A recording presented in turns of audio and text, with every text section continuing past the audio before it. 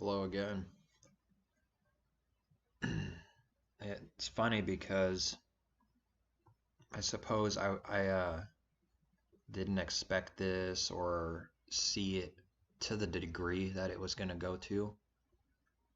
A little bit, maybe, but not to the same degree. But for 4 years, I kept getting the same thing. It'll be Trump, not because that's what I want or don't want or any of this. I know Trump is not seeking the kingdom first. Um, you know, the division that's going around everywhere, and it has been for so long, since forever, since the beginning, is just insane. It's just insane. People aren't doing what they did back then, get together and seek the truth, put everything they think aside and seek the truth, and then the Father gives them an answer, you know, at what people like to call the JC event, the Jerusalem Council. What do we do with these new Gentiles? Well, they asked the Father what to do, and he gave an answer. Start them off with this and don't put any further burden on them for now, because it might turn them off. You know, you don't go up someone you don't go up to someone that's not a believer, has never believed anything, right? Just atheist, whatever their belief is, some other religion, um, and start pounding at them.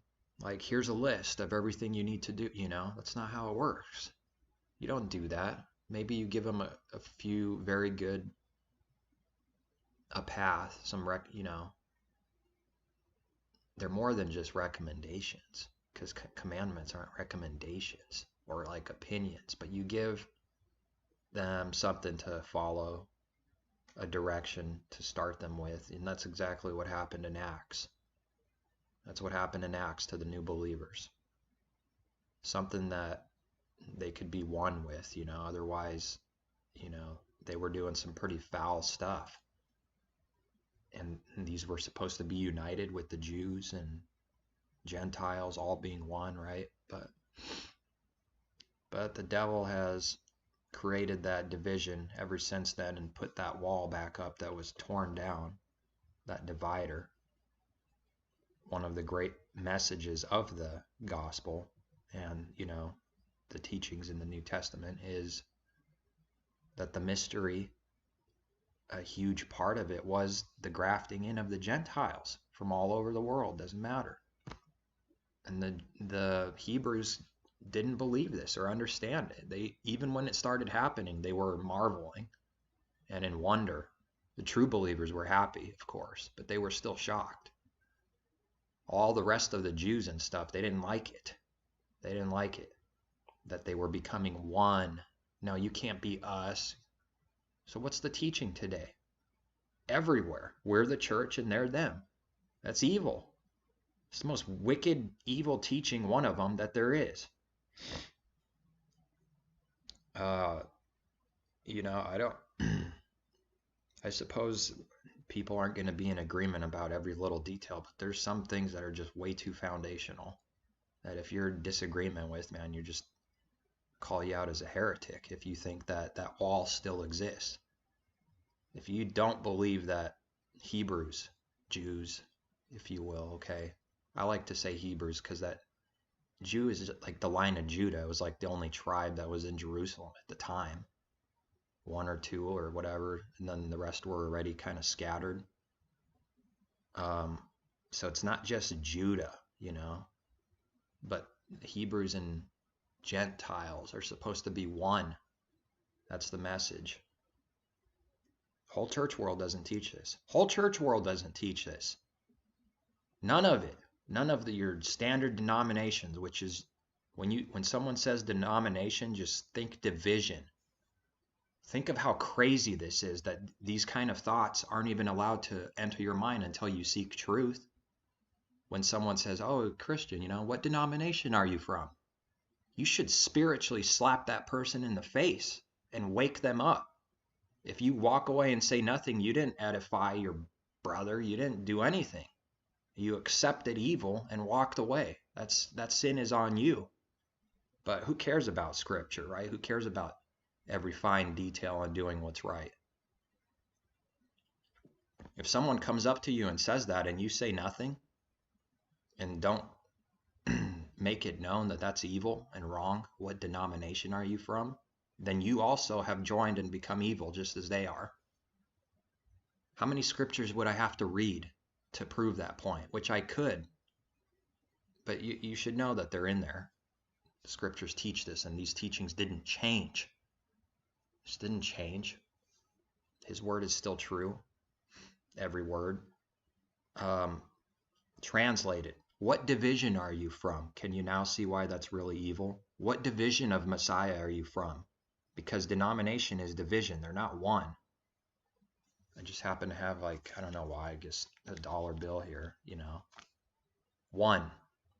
And everyone should know, I mean, that this is the devil's playground, okay? Do you see that? That pyramid with that? Well, you think it's all coincidence in Hollywood? They constantly flash this, and all their puppets are constantly putting up these symbols. And there's other hidden meanings in here too. Some people have some interesting ideas, but some are blatantly there and obvious and are not conspiracies. You know, and people don't know their symbols. They don't know that these symbols are all pagan, including this bird. Okay, and I don't go into this really a lot because it's just a giant. This should already be standard knowledge that Hollywood is evil and wicked, and you know, this is Satan's kingdom. But apparently most of Christianity doesn't know. They go so far and that's it, but then they go along the rest of the way. They don't come out of it completely, which is against the command to come out of here. Come out of all of it, not 10% of it and expose 10% of it. That's not the truth. It's all evil. It's all wicked. And I know someone has a foul spirit when they can't even hear anything. They won't even hear it. They're just, nope, nope, nope, don't talk to me. Nope, nope, nope. You're just a young little jerk that, you know, they think you're the devil. They won't even hear you out, not even listen. You know, they're gatekeepers of Satan's system and his world. And the vast majority of these church buildings are 501(c) government owned. They can only go so far. They're not allowed to trash their system.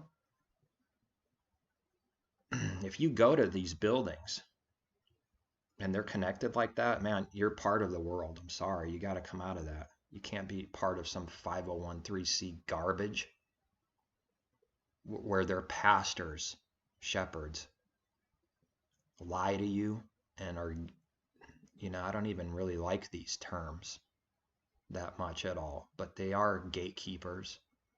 They won't tell you the world is not a spinning globe, stupid spinning globe. That's Satan's kingdom, his world, his trashing and reversing of our Creator's creation. You know, at least acknowledge that it's not that. And that globe, that spinning globe, has all connections to evil teachings, like the Big Bang and billions of years. Okay, and the wisdom of this world is foolishness to the Father. So he has made the wisdom of this world to be foolishness. Don't ever forget that. Why are people forgetting that? They think, oh, this person's so wise. He went to school and he did this and he did that and he has all these degrees and awards and trophies. Yeah, I'd be running from that person. I'd be running from that person, most likely. Spiritually running away from that. That's exactly what you don't want to see. Now, there could be a few that were called out of that, but they had this before they were called out. It doesn't mean they're all false, but you know, if it isn't 99.9%, like I usually like to say, if it isn't 99+%, they're false. And they believe in another Messiah. They believe in another Messiah. If every word is true, then part of that every word says that you are anti-Christ. You are anti-Messiah if you believe the Messiah came from divinity and floated down and became a blob of semen. Sorry for being graphic and blunt, but that's what it is. And then incarnated. That's the devil's doctrine. That's the Catholic Church devil system doctrine. And it's evil and it's pagan. It has nothing to do with truth. Messiah came from humanity, Son of Man. Believe the scriptures, you know.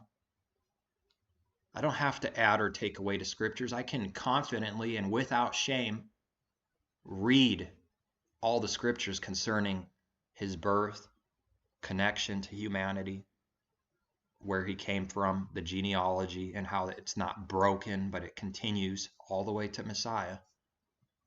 What's the devil do? Cuts it off right there and says, oh, from divinity, and came through the mother, and this divinity is God, so Mary is the mother of God.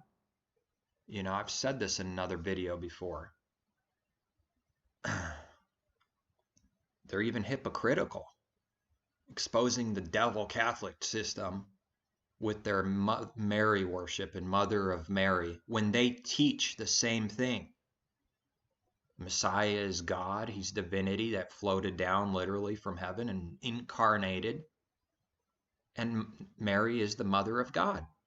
It's accurate. Why are they blasting the Catholic Church world for their Mary worship when they got it right? You know what I mean, though. They got it right according to the devil's doctrine. It's all logical. But none of this is truth. None of it. None of it's truth. I can read scriptures that says his parents, his mother, his father, and don't have to add and put an exclamation mark and say, oh, in parentheses, legal father, legal parents, legal brothers and sisters. Do they follow every word, every command, not to add or take away, like it says in somewhere in the first 5 books? It's one of the commandments that you're supposed to follow. Don't add to the word, which they add, that he's illegal. Find me one verse that says legal anything. Doesn't exist. So why do you believe it? If you still believe this, why do you believe this wickedness? This pagan incarnation.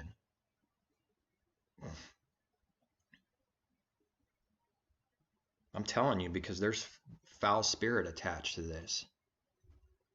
The Trinitarian that happens to see this video is going to get angry and run away, think I'm false, because he's of the devil, because he's anti-Messiah and anti-kingdom of heaven. But he's a puppet made to look like the part, masquerade as an angel. That's what people do. Don't ever forget it. You know, don't just think like Satan. People that are of Satan and their father is the devil, they also masquerade as angels, messengers of light. They do that. That's what they do. They infiltrate and come in. All of it's lies, man. That 2,000 years, you know how much damage they've done, how much they flipped everything backwards and overtook all the truth.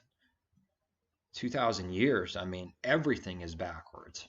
Everything, including even the new moon. Everything about creation is backwards. The new moon is a full moon. No one who thinks new, something that's new, old, rusty, leaking, garbage, doesn't run good, smokes, a hole in the wall for a house that's run down, you know, not backwards, you know, the opposite of new, run down, chaos, destruction, darkness. New scripturally too, you know, and spiritually means good, light, complete, full, renewed, light. That's what new means, but Satan reverses everything. They find it amazing. They find it impossible. No way that he could pull that off. Yeah, he did. He did. And all his messengers did. They did it. And when you think about it, when you have such a powerful group of people and system, it's not very hard to do, actually. It's not very hard to brainwash and reverse these things and trick the whole world. And the people who cry out for the truth are thrown on a stake and burned. And they're the ones that conditioned to look like they're evil. They're evil. The truth, people of the truth are evil and wicked. That's what Satan has done. Brainwashed, you know. I don't get into, I'm not telling someone to become like an anarchist, but they've brainwashed the world into believing that like a protest is wicked people do that. Conform to the system. Can't you see that's what they're doing?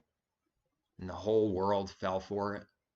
Oh, those wicked protesters, I'm just speaking on a carnal level now.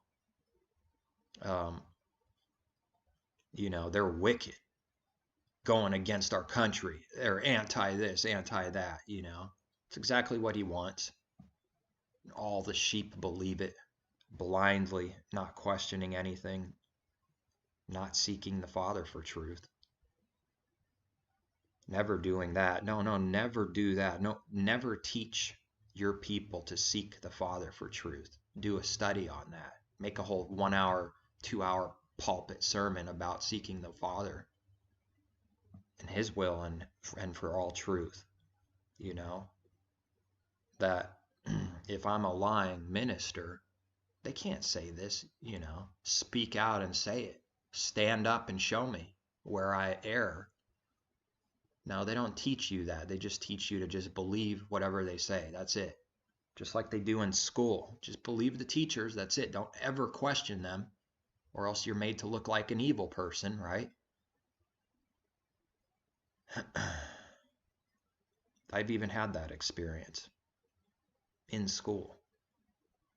In school, yeah, you can't question anything. They get the whole people behind them to make you look like you're the crazy one. It's really frustrating. It's spiritually frustrating.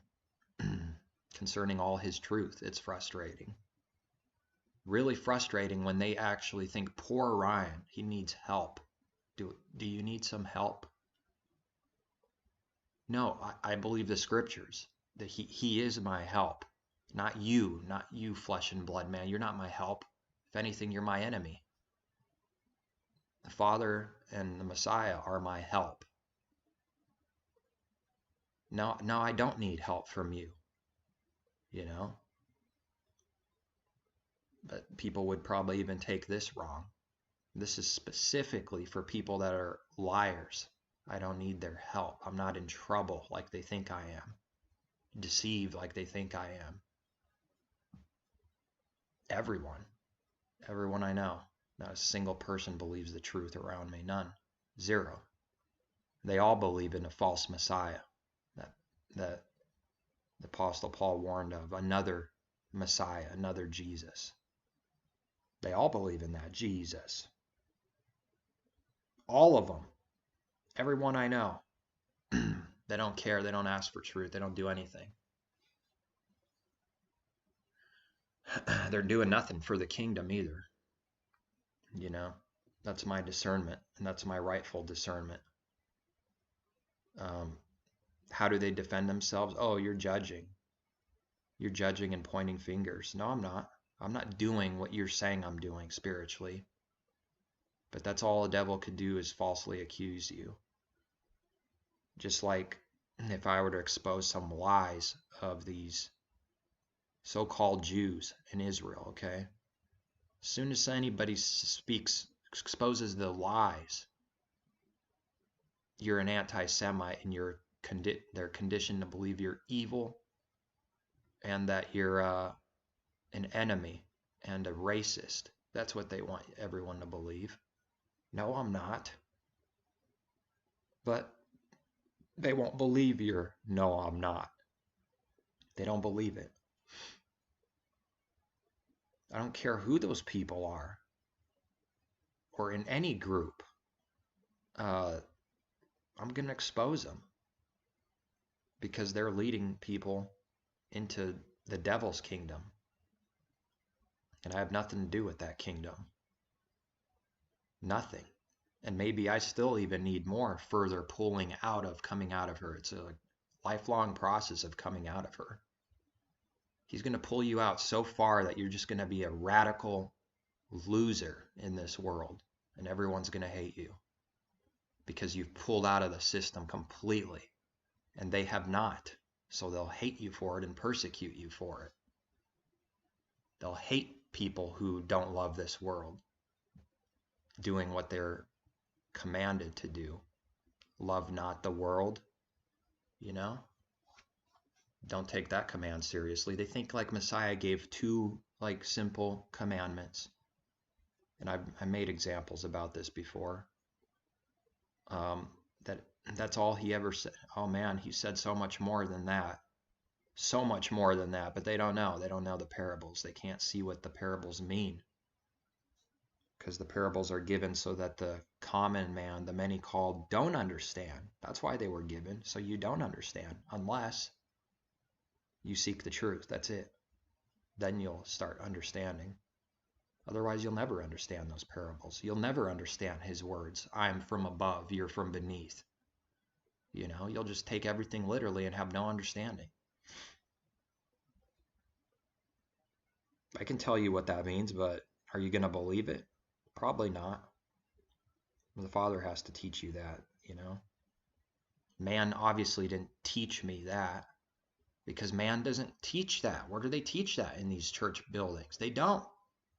So I didn't learn it from the church buildings, just like Paul didn't learn anything from man. I didn't get my revelation and the knowledge of the gospel from man, Paul said, but from the revelation of Messiah himself, directly from the King. But they don't believe it because they're Antichrist, that's why. Nobody teaches this, man. You believe that a Messiah came from the sky and incarnated. You're Antichrist. You know, repent and believe in the true Messiah. That's Antichrist. Those words wouldn't be in there if it wasn't important. And they can't say who the many are that are Antichrist in 1 John 4 and other places in the epistles of John. They can't say. Who are the many that deny he came in the flesh? I can tell you who they are. They can't, not even one. They can't point to one person or one group anywhere. They don't know what it means that he came in the flesh. They don't know what that means. Many were denying he came in the flesh back then, and John connected it to Antichrist. This is how you know that you're of the Father or you're of the devil. By this one thing you can weed him out, you know, with great accuracy, because it's his word. Those who confess that Messiah came in the flesh are of the Father. Those who do not confess that the Messiah came in the flesh, they're of the spirit of Antichrist. And I've questioned, you know, I've challenged it. Where are the many? Who are they? Where in this world? Because there must be many, because his word says there were many back then. Surely there's many now. But if we can't even agree on that, then we can't agree on anything. So where are the many Antichrists? Where are they? To the church world, to all the denominations, that they can't say. Who are they? Even the Catholics believe he was a flesh and blood man. So what's it mean, and where are they? Where's the many who deny he came in the flesh? No one. They say there's no one. Zero. Not only there's not many, there's none. I could see people thinking like this is no big deal. I've never seen anyone make a big deal about 1 John 4, you know, and specifically this teaching. It's because you haven't seen many of the truth. That's why. They just hardly exist. No one taught me this. I read that and he gave me the understanding one day, a long time, you know, quite a while back now. I know it's the truth. I know that's the true understanding. I'm telling you who they are.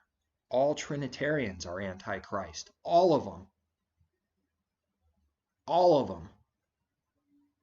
Every single one of them, because they all deny that the Messiah came in the flesh.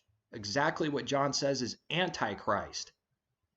No, it cannot be what you say. That there must be another meaning. No, there's no other meaning. Sorry. There's no other meaning. And they can't even give me one. Where are the many? Like I said, even the devils believe that the Messiah came in the flesh, was a flesh and blood man. So where are they? There's none. Everyone who believes in the Bible believes that the Messiah was a flesh and blood man. So there's literally none that deny he came in the flesh, because they think it simply means that he was a flesh and blood man. So they say that the word is lie, Father's words are lies. Not only are there not many, there's none. But I'm telling you, there are many. It's all those who say he came from divinity and was incarnated, specifically that teaching. Incarnation. And became God, the God-man. Telling you that's straight from the devil. That's from divinity. He didn't come in the flesh, according to Trinitarians. He came from divinity. Mary was just a vessel. She just birthed him. That's it. He didn't come from in the flesh, according to the flesh, from the bowels of David, from the loins of David, according to the flesh. In Revelation, you got red letters, meaning they're his words. I'm the offspring of David. Is there two meanings to offspring? Is that who our Father is? Two different meanings to offspring? The normal, natural meaning, which everyone knows what that means, offspring, from the daddy's line, and grandpa, and then the dad, and that dad had a kid, and that kid is the son of that great-great-grandpa, because from the line, literal, physical, flesh, connected, right, through the seed, which is what it says, he would be from the seed of David. Connection, real, physical, literal line. That's what the scriptures teach, which means he had real, literal, physical parents and brothers and sisters. Just like you likely have brothers and sisters, so did he. So when they say he came from divinity, they cut off that truth completely. It's another Messiah altogether. It is of Antichrist, because that's what it says. That's exactly what 1 John 4 is teaching. Those who say he's from above, okay, literally came from divinity, is of the Antichrist spirit. I'm telling you. This is how you know, how you can weed out fakes right away, whether they're working for the devil or working for the Father, whether they're of Satan's kingdom or of the true kingdom of heaven. That's how you can know. That's why we're given those words. Anyone who denies he came in the flesh is of the spirit of Antichrist. They deny the literal physical flesh connection and genealogy and offspring. They deny it, but they come in pretending, saying, oh yeah, son of David. You can't say that. How is a seed that didn't come from David a son of David? How could Messiah say, I'm the offspring of David, but the seed didn't come from David?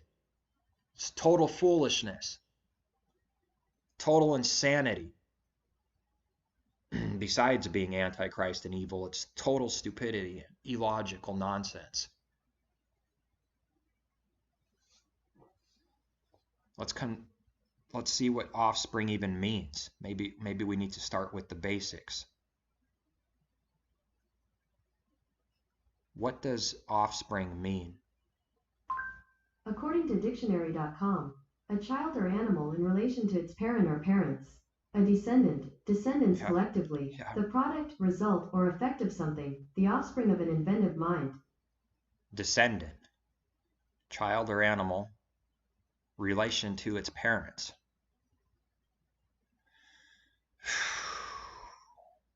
Isn't he also called the descendant somewhere of David? You know what offspring means. I shouldn't even have to do that. There's one meaning for offspring. But the whole church world will like to tell you that there's also another meaning that's fully 180 and opposing to this true meaning. There's not two meanings to offspring.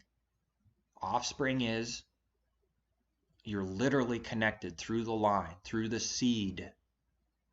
Great-grandfather, grandfather, father, son, literally related, connected. The offspring of, the descendant of. Scriptures just tell you that right in your face over and over again and make it pretty important. It's repeated a few times in the New Testament that he's a descendant of David. And tribe of Judah, other ways, the connection. And that he didn't come from the priestly Levitical priesthood line. So how on earth could he be a king? Because he took the order of Melchizedek, that's why.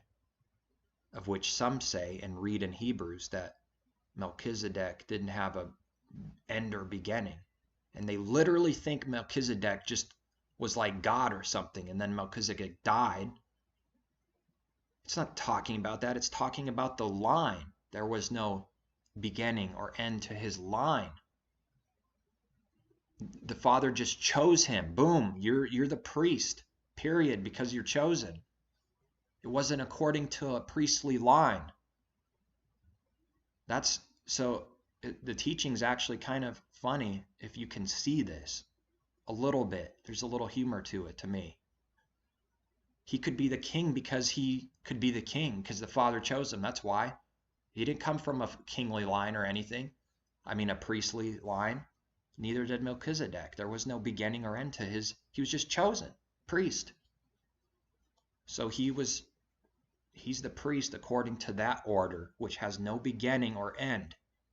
According to that genealogy, no beginning or end. But people actually teach that to promote their stupid Trinity.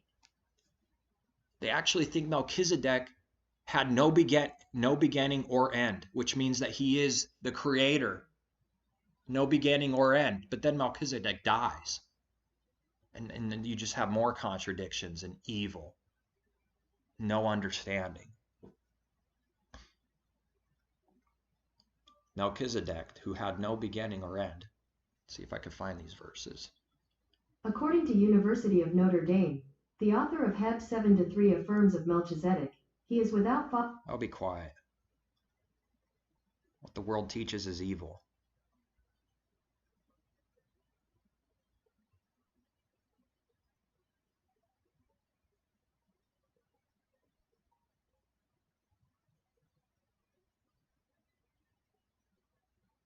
To whom also Abraham gave a 10th part of all, first being translated King of Righteousness. King of Righteousness, that's right, because he was a type of the true king. The second fulfillment, I went over this before. Many first and then second fulfillments. The real thing, and Messiah was an example of so many of those types that became the real thing, the second true fulfillment. And then also King of Salem, meaning King of Peace, without father, without mother, without genealogy, having neither beginning or days nor end of life, but made like the son of Elohim, remains a priest continually. Do people understand what this is actually saying? They don't. Consider how great this man was, to whom even the patriarch Abraham gave a 10th of the spoils. He makes his point, that this is how the Messiah would take over that line in the order of Melchizedek, not any other order, which has no father or mother concerning the genealogy, without genealogy, okay, like the Levitical priesthood did have, having neither a beginning of days nor an end of life. The reason why this was so is because that's what the Messiah would be. That's why he could be the King of Kings, because there is no rules of genealogy. There's no beginning or end of life to the genealogy. It doesn't have anything to do with mother and father. Okay, it has nothing to do with Melchizedek actually himself, the life, having no beginning and end. Or they literally teach Melchizedek didn't have parents. There's no genealogy in Genesis. That's what he's saying. And there is no genealogy or line that comes from mother and father, right? In Melchizedek's priesthood. That's what that means. It's not talking Melchizedek is the eternal one, no beginning or no end. Where is he now? Didn't he die? You know, somebody that has no beginning or end can't die. The Father can't die. Melchizedek died. The Messiah died. Okay, when you have a contradiction like this, then you know the understanding must be wrong. The understanding that he had no parents. He just came out of nowhere one day. There he is, Melchizedek, no parents. Who was ever born like that? No one. No one, not even Messiah. Yeah, Messiah had parents. If Messiah had parents, then Melchizedek had parents. Pretty simple, logical, because all his truth is logical and simple. Okay, Messiah had parents. It says so. The scriptures you have, no matter what Bible translation, can't even get it wrong. It says he has parents. The earthly parents, okay, spiritually our Father is the creator, and Son of God, Son of Elohim is spiritual. That's all you need to understand this. It's spiritual. There's no physical connection. The Father didn't physically birth a son. It's spiritual. All the physical about us, there's a spiritual reality and meaning. There's a physical birth, there's a spiritual birth, and it's real. Born again, born from above. That's spiritual. Just picture it like a new baby, but you can't see it. And it's born. Before it was born, it wasn't there. It didn't exist. So you were physically born, and then you need to be born again. Does it have anything to do with physical? No. Because even that Nicodemus, no, not Nicodemus, was it? I think. I don't know why I'm getting confused, but he said, oh, what? You have to be birthed again from your mother? And he says, you don't even understand earthly things. How on earth are you going to understand heavenly things? Impossible. You can't even get the physical things right. You're never going to see the spiritual truth. Aren't you a teacher or something of the Jews? You know, mocking him. Oh yeah, he mocked him with love. He mocked him with love, but it's a mockery, all right. Aren't you a teacher? Aren't you a great teacher or something? So this birth that needs to happen is spiritual, and it also grows up like physically, like a baby grows up. You learn, put away childish things. Spiritually, you do the same. All the physical testifies to the spiritual truth. And I use that example to prove, for example, that the new moon is a full moon because it doesn't contradict spiritual truth. New creation. You are a new creation in Messiah. And new means full of light.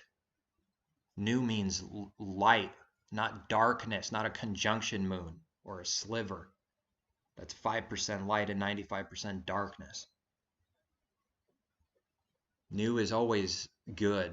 It's light, you know, spiritually. So the physical creation does not contradict that. Just like abiding in the vine, there's a physical truth to that. It's got to have a connection, or else it's going to die and wither. So spiritually, you got to be connected to the Messiah, or else spiritually, you die and wither. Is this something you see?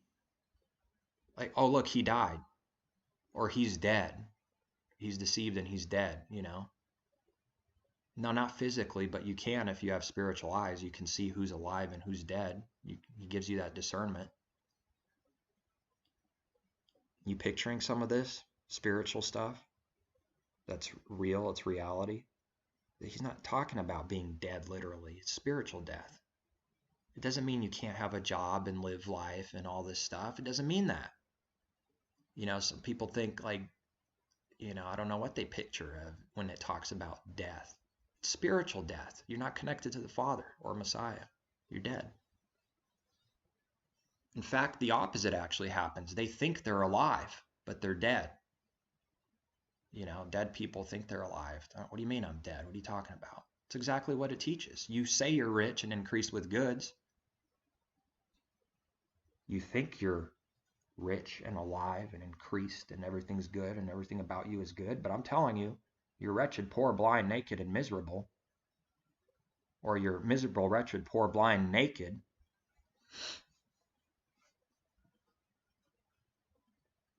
It's spiritual. Revelation is spiritual.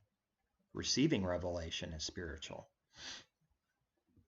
His truth is spiritual. It doesn't mean that there's nothing to do with physical at all, like the physical's just done away with. It's not what I'm saying. Or that there's no importance or aspect of physical anything. It's just that there's a spiritual truth, and that's the higher truth. That's what Messiah said. My words are spirit. You can't see spirit or touch it physically. So therefore, a carnal understanding has no profit, does it? The flesh, or carnal, natural, literal understanding profits nothing. Some people actually need that verse translated for them. That's what it means. My words are spirit, the flesh profits nothing. Flesh meaning things of the physical, literal, natural, the first thought in your mind. Because people are physical, and they think physical, and they think literal, and they think like a beast. But that's not his words. His words are not beast, they're spirit. So when he says, I'm from above, that's spiritual. You're from beneath. It has nothing to do with who's higher on the ground. I came from the clouds. You came from the earth. It's a spiritual teaching. Adam is from the dust of the earth. There's a physical truth to this. Lowly, from the dust. But that means something spiritual, though. You're lowly, like a beast. No spiritual truth or understanding. You're carnal. But those who are from above, that have been born again, receive his spirit. They're from above now because that spirit is from above. The Father is higher spiritually, not just like physically. My ways are higher. My thoughts are higher. It's not talking about like a ruler and let's see how much higher he is. It's not reduced to that. It's spiritual. And so if you're born and have his spirit, you're from above now. No different than Messiah. You're from above because you're connected to the Father who is from above, who is higher than all. He's from above. That spirit came from above. And spiritual. You could see these spiritual truths. You could see who the wolves are and all these things in carnality. So he says, I'm spiritual, you're carnal. That's just me translating what I understand. That's what it means. I'm spiritual, you're carnal. You Pharisees are carnal. Get with it. How much longer do I have to put up with you snakes, carnal people? And they would say, but look, can't you read, Ryan? It says he's from above. Tell me what that means. I did. I just told you, but do you believe it? Do you believe that's what the scriptures are actually saying and what they mean? I didn't just say, I didn't just mock an incarnation and not give an explanation now of what that means. I gave the explanation of what it means to be from above. You're supposed to be from above, from the kingdom of heaven, not this wicked kingdom, Satan's kingdom on the earth here, lowly, skunk-like, devilish, satanic, the god of this world. Wickedness. All he does is lie and lie and lie. Man. Some of these verses won't pop out until you start seeing some of these truths, Let the Father be true, but every man a liar. Isn't that true? Everyone's lied. Most people continue to lie. Knowingly, too. They don't give up their pastorship. They don't repent. when they're confronted with the truth. They just accuse you. Oh, where'd you get that understanding? You're just spiritualizing away everything? No, I'm not. I'm not a Gnostic. What they're going to accuse you of being when that's actually who they are. That their Messiah came from divinity and they are the original Gnostics concerning this one truth here. That's actually Gnostic teaching. That's what the Gnostics, they could not believe the Messiah came in the flesh and was a normal human being just like everyone else. They could not believe that a normal human being could be who he was and overcome sin. So they created the pagan thing that existed way before and just adopted it. Oh yeah, the pagan Trinity. And then the gods having sex in incarnations, and Christianity adopted it and became pagan. And they taught these pagan things because they couldn't accept either that the Messiah was flesh and blood. Just like us, no different, not an ounce different. In fact, some of you were better looking than his earthly tent. You know, maybe most of us were better looking. And what I say by that is like most of the people in the world who would cast their opinion would say we're better looking than Messiah, like if you could picture him, you know. Isaiah says he wasn't. I don't want to read that. I'm not saying what he is now. I'm just saying, you know, when he was on the earth in the flesh, that he wasn't good looking. He wasn't comely. He wasn't comely. No, it's not catching it. So here's a trick. Isaiah, he wasn't comely. There it is. Sometimes you just have to add one word. Isaiah 53:2. I don't really know of any other verses that touch on physical anything, you know, looks and stuff except this. There might be one more, but if there is, there's only one more. But I think this is the only one. Because a true disciple doesn't make a big deal about themselves. In fact, they always talk to themselves like in the third person a lot, you know, we read. It's even my belief that it's very possible that the book of John, the Gospel John, might have been written by Lazarus. You know, people gave the titles. They could be wrong. That's not divinely inspired, you know what I'm saying? People put that on there. That's something interesting you can look into. It's not a big deal or anything. It's just that the one that he loved, clearly in the scripture in John says, it's talking about Lazarus. And then at the very end, he says, you know, that's the one whom he loved, like he was special. And I think Lazarus was, resurrected. So he had a real close bond to the Messiah because what he did for him. The more he does for you, the more sin he pulls you out of. You know, and scriptures even teach that. The more you have appreciation of, right?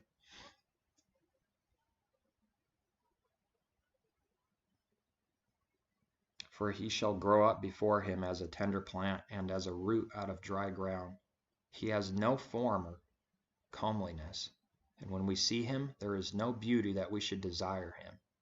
He is despised and rejected by men, a man of sorrows and acquainted with grief. And we hid, as it were, our faces from him. He was despised, and we did not esteem him. And it goes on.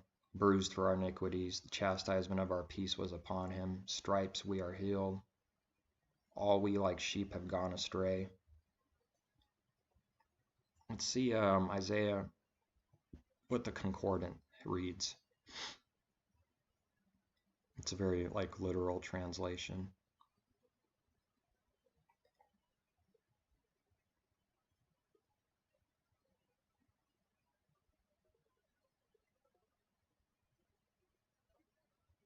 And he is coming up as a layer plant before him, and as a root sprout from the earth that is arid. Sometimes his translation's so literal, he tries to get every Hebrew word a different English word, its own word. So arid, I'm not familiar with arid, but if you look it up, it's going to be in, it's going to have the proper meaning. No shape has he, nor honor when we shall see him, and no appearance nor loveliness that we will covet him. Despised is he and shunned by men, a man of pains and knowing illness. And as one concealing his face from us, despised is he, and we judge him of no account. Let's see what Rotherham says. The King James only people are silly, man. Apparently they don't get any benefit from looking at different translations to kind of get a fuller picture or flavor, if you will, which is helpful because a lot of times the Hebrew word has sort of another, meaning to it. It's not just one English word so many times. When he came up as a sapling before him, and as a root sprout out of dry ground, he had neither beauty nor majesty. When we beheld him, there was nothing to behold, that we should desire him. Despised was he and forsaken of men, man of pains and familiar with sickness. Yea, like one from the face is hidden, despised, and we esteemed him not. So they're all right on target, wasn't good looking, like literally. Nothing to look back on, nothing to look twice back on, So what's the devil do? Gives him a nice kind of feminine, pretty man look, white, long hair like a woman down, like a woman. Everything backwards. If his hair wasn't long, like that of a woman, then they give him long hair. If he was a man of color, then they make him white. The opposite, as far as you can go. If he wasn't good looking, like I just read from different translations, then we'll make him a good looking dude that most people will say, like, yeah, he's pretty good looking. And if you watch any movies with their version of Jesus in there, most people would say, yeah, he's pretty good looking. Everything backwards, right? Everything. That's Satan's signature. Never forget it. It reverses everything. So then if he was, as scriptures teach, came in the flesh, Son of Man, literally, that's why he said he's the Son of Man, the offspring of David, Son of Man, will do the exact opposite. No relation. Cut it off completely, and he come from divinity. That's what Satan did. It's the opposite. Everything he does is backwards. If there's one God, one true creator, father, we'll twist it the best we can, So sure, we still have to claim that it's one because it's too obvious that he's one. It's too obvious, but no, three, he's three in one, all coexisting eternally and co-equal. The Son is co-equal with the Father and the same age, apparently. You can get into some really stupid carnal stuff here. Total stupidity. What does his own creation testify? That no son could ever be the same age as the Father. Ever. I don't care if he had him when he was 16. Still, he's not the same age, sorry. But co-equal, co-eternal. And then the Father calls him a son, making a total foolishness, a mockery out of son. Totally blasting the meaning and definition of it completely, trashing it. That's who our Father is. That's what he does with words. Oh, he's my son, but he's co-equal and coexistent, co-eternal. But I'll call him son. Nonsense. And once again, Son of God, Son of Elohim is spiritual.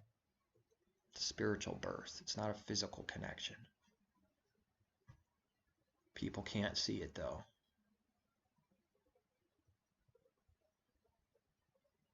And I didn't even get to what I was supposed to on this video. I might have to change the title, because the title is Order Out of Chaos, and it's not showing me on the screen here. Order Out of Chaos and Chaos is Coming. It was going to be a little bit about this election and stuff, but I guess I'll have to change the title and redo another video.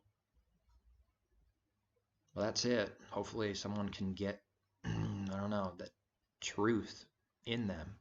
You know, I'm not lying about these things, and everything I say can be backed up with scripture over and over again with no contradictions. But with their teaching, contradictions left and right. Left and right with Trinitarian anything, even remotely Trinity, with its incarnations and everything, contradictions. And then they call us liars, apostatized. We're not Christians. And really, because of what it is, I'm not.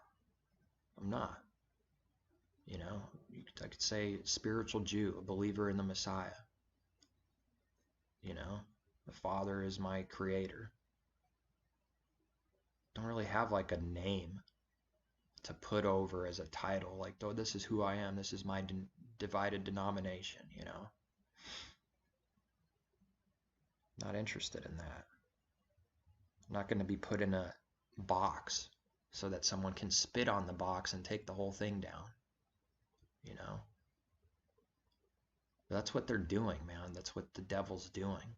He's sending out those Hebrew Israelites that give you some truth, right?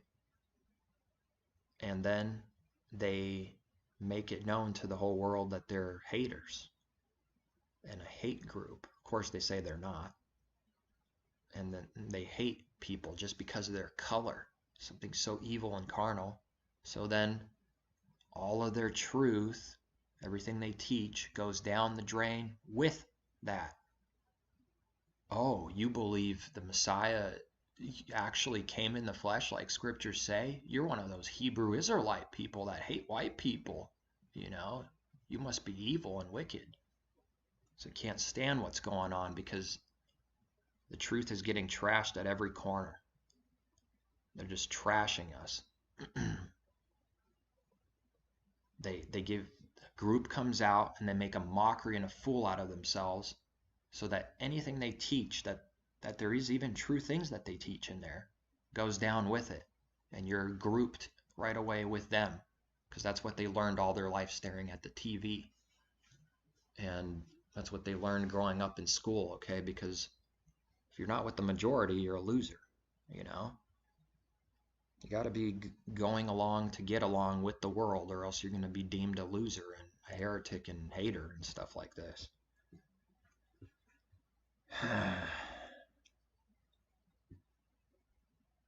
Why can't people believe these simple truths? Why?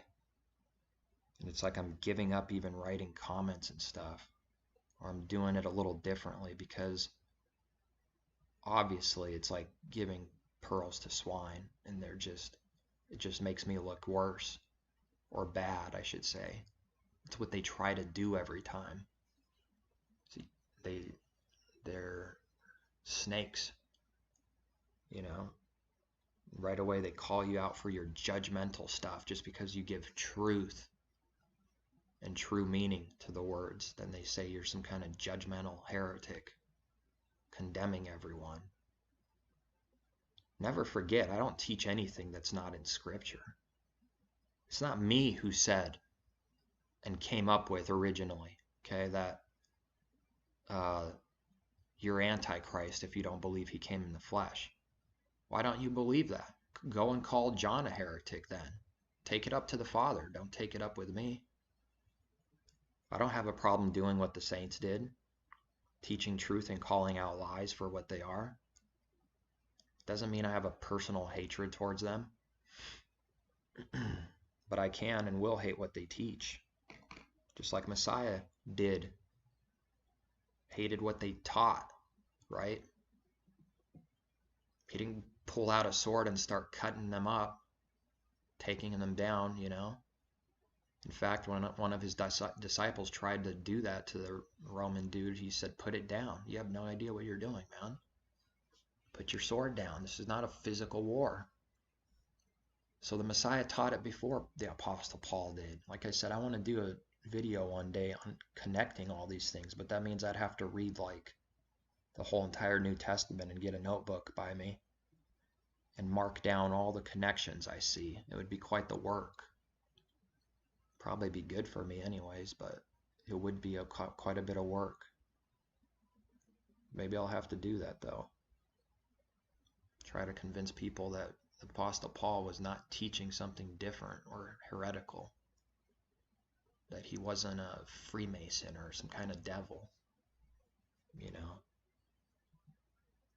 There's not too many people I think that believe that, but there are some. And it's interesting because prophecy in Scripture, I don't know exactly where, Jeremiah, somewhere, you know, Genesis, Malachi, prophesy of somebody spreading the news to the Gentiles. If not Paul, then who on earth was it? Because the Messiah said, don't go to the Gentiles, to the 12 disciples. Stay with the, you know, Jews, to the Jew first, okay? So then who is the one that would fulfill the Scriptures that went out to the Gentiles? Had to be Paul. Who else? So the Scriptures teach that. Maybe, I don't know how I'm going to find that right now. Prophecy of Gentiles in Old Testament Scripture. I don't think I'm going to find it like that.